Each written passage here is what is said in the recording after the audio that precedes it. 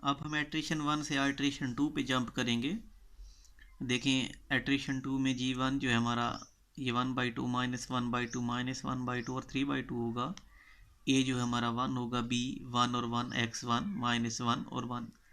देखें ये किस तरह आएंगे। जो फर्स्ट एट्रेशन थी उसमें हमारे पास जो जी था वो n क्रॉस n का आइडेंटिटी मैट्रिक्स था। तो फर्स्ट एट्रेशन में जब हम लास्ट स्टेप 8 पे पहुंचे हैं, l प्लस m प्लस जी फाइंड किया था, तो वो हमारे पास सेकेंड एट्रेशन के लिए G1 बन जाएगा। इसी तरह आपने जो फर्स्ट एट्रेशन में b था वो हमारे पास -1 और 1 था।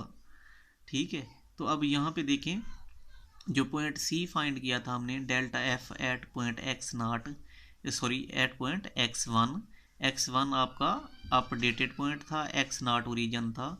सी और बी बेसिकली होते सेम है। देखें ये जो आपका बी है ये आपका होता है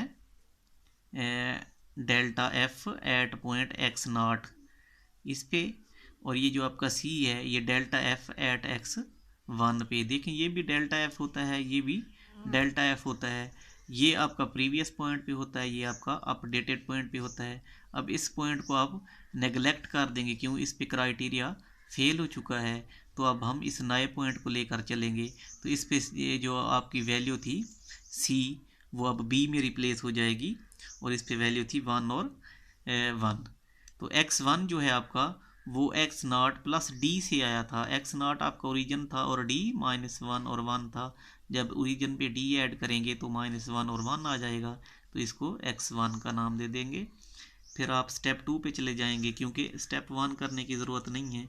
स्टेप 1 में हमें सिर्फ स्मॉल ए और कैपिटल बी कैलकुलेट करना होता है। अब ये दोनों हमारे पास प्रीवियस एट्रेशन से आ चुके हैं, तो आप स्टेप 1 करने की ज़रूरत नहीं है। स्टेप 2 है आपके पास, लैम्डा स्टार ए को अब लैम्डा 2 फिक्स करेंगे और F of x1 plus lambda 2 G1 भी कैलकुलेट करेंगे। अब पहले x1 लैम्डा 2 G1 भी कैलकुलेट करेंगे, वो आपके पास C आ जाएगा मैट्रिक्स। ये x बन जाएगा, ये y बन जाएगा। ठीक है, तो आप ये वाली वैल्यू जो है फंक्शन में पुट करेंगे ऑब्जेक्टिव फंक्शन में, तो आपके पास ये F of x1 plus lambda 2 G1 भी आ जाएगा। क्वाड्रेटिक इक्वेशन की फॉर्म में इसका फर्स्ट डेरिवेटिव लेंगे और फर्स्ट डेरिवेटिव को इक्वल टू 0 पुट करेंगे, लैम्डा 2 की वैल्यू आ जाएगी।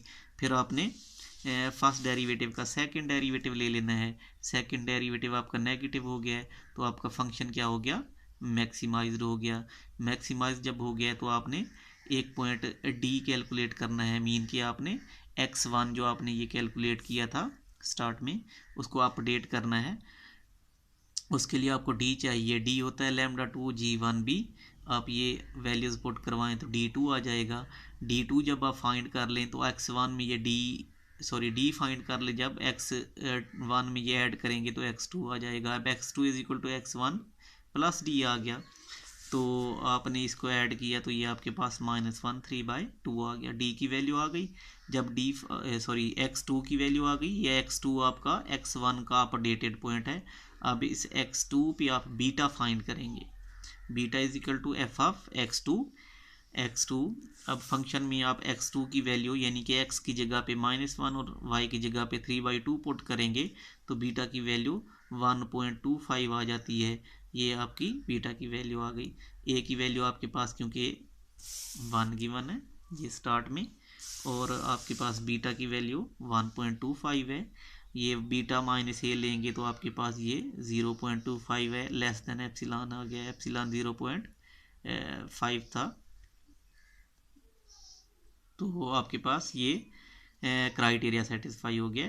तो अब आप स्टेप 6 पे जाने की ज़रूरत नहीं है, स्टेप्स 5 पे आ जाएंगे। स्टेप 5 है मैक्सिमाइज्ड वेक्टर इज, उसमें मैक्सिमाइज्ड वेक्टर बताना होता है। अब मैक्सिमाइज्ड वेक्टर आपका क्या बन गया है, ये x2 बन गया है, क्योंकि x2 पे जो बीटा की वैल्यू है वो a की वैल्यू से माइनस करें, बीटा की वैल्यू से a माइनस करें तो एप्सिलॉन से लेस आता है। क्राइटेरिया सेटिस्फाई हो रहा है, तो फिर आपने क्या करना है कि मैक्सिमाइज्ड वेक्टर को आप x2 का नाम दे देंगे, और इसको इक्वल टू x स्टेरिक भी लिख सकते हैं। अगर आप नहीं भी लिखते तो कोई हर्ज नहीं है।